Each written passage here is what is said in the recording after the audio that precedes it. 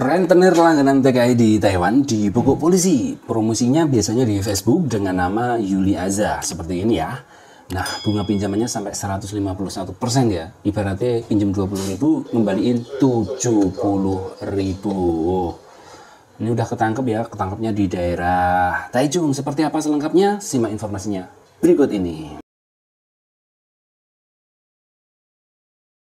Nah teman-teman semuanya, seringkali kita mendengar atau melihat postingan jasa pinjaman di kalangan PMI di Taiwan. Dan banyak sekali di antara teman-teman juga melakukan pinjaman walaupun dengan bunga yang sangat besar, semuanya tetap diterjang ya. Nah kali ini yang beredar di internet itu di kalangan TKI Taiwan yang mengatasnamakan Yuli Aza kini dibekuk kepolisian Taiwan karena melakukan pelanggaran hukum ya, di mana dia memanfaatkan para TKI untuk pinjam ke dirinya. Nah, pinjaman yang sering share di Facebook dengan nama ini, dengan nama Yuli Aza, ini salah satu modelnya yang mereka udah pinjam buat promosi ya. Dan dia setiap postingannya, dia selalu menuliskan di bawah ini Yuli Aza. Itu dimiliki oleh seorang pria bermarga Yang di kawasan Taichung dan istrinya bermarga Huang yang merupakan Tionghoa dari Indonesia yang menikah dengan Taiwan dan tinggal di Taiwan. Keduanya menjalankan bisnis ini dengan cara yang tidak sah tanpa izin ilegal. Mereka memanfaatkan para pekerja migran Indonesia yang membutuhkan uang mendesak ya, dan menjaminkan paspor dan lainnya dengan bunga yang sangat tinggi sekali.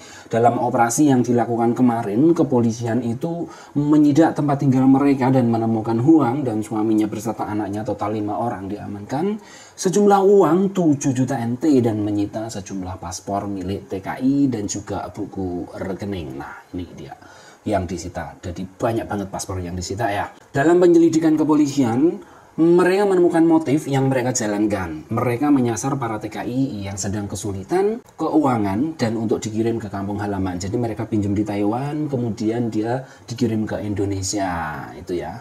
Nah ini ke salah satu postingannya itu seperti di samping ini ya. Buruan ngajuin yuk sebelum konian libur panjang, jaminan paspor asli, sistem COD seluruh Taiwan, khusus PRT maksimal 20.000, potong admin pencairan 1.000.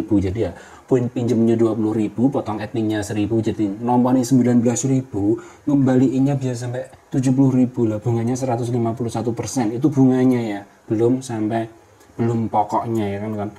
Nah, kemudian para TKI yang dijanjikan hutangan itu jaminan paspor asli, para TKI juga menandatangani perjanjian bunga yang cukup tinggi. Uang dikirim ke Indonesia dan setiap bulannya mereka harus menyicil dengan bunga yang sangat besar. Nah sayangnya selain itu, bila TKI yang meminjam itu tidak bisa melunasi hutangnya, tidak bisa menyicil, paspornya akan disita, hilang olehnya. Nah, sehingga kalau paspor hilang ya tahu sendiri, paspor itu nyawa kamu.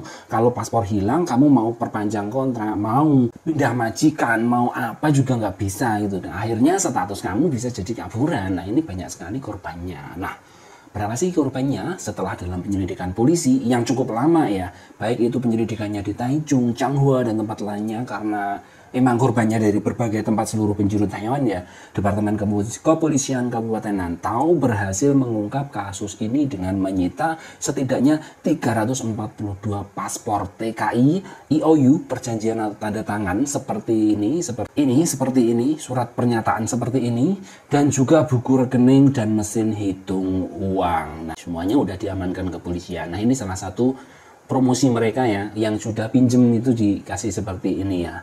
Nah, adakah di antara kalian yang pinjam di sini, pinjam di Yuli Aza ini ya, dia promosinya selalu pakai Yuli Aza ini. Pinjam 20.000, 1 kali 23, 2 kali 12 ini promosi Facebooknya seperti ini. Nah, semoga paspor kalian cepat kembali dan bisa diurus ya. Dan hati-hati ya kalau kalian pinjam uang di Taiwan itu jangan asal pinjam, karena banyak sekali yang memanfaatkan para PMI sehingga banyak yang harus kesulitan untuk membayar hutang. Gini ya, gaji 7 juta ya di Taiwan itu paling bisa kirim jelek-jeleknya 5 juta lah. Yang di Indonesia suruh bersabar lah, jangan terus-terusan minta uang gini, emang kerja segitu ya kalau gajinya bisa kirim 5 juta ya 5 juta itu dimanfaatkan sebaiknya di Indonesia untuk bangun rumah pelan-pelan. Ya kalau 5 juta yang di Indonesia dihabiskan untuk makan untuk semuanya ya habis. Suaminya di Indonesia nggak bekerja, hanya menyadongkan kepada istri yang ada di luar negeri, sedangkan istri hanya bisa kirim 5 juta ibaratnya, kurang semuanya kurang. Ya harusnya bekerja sama, istri yang di Taiwan bekerja mencari uang besar untuk dibangunkan rumah, belikan apa untuk investasi ataupun lainnya. Suami di Indonesia yang harus bekerja untuk kebutuhan harian, makan dan kebutuhan sekolahnya anaknya. Dengan begitu akan suksesnya lebih cepat. Jangan semua ditumpukan kepada istri, kerja udah berat, gaji segitu dikirimkan semua, masih dimintain uang mendadak dari Indonesia, ya harus pinjam seperti ini. Nah, pinjam bunganya seperti itu coba. Ya semoga menjadi pelajaran bagi kita semuanya dan pelaku dihukum yang seberat-beratnya.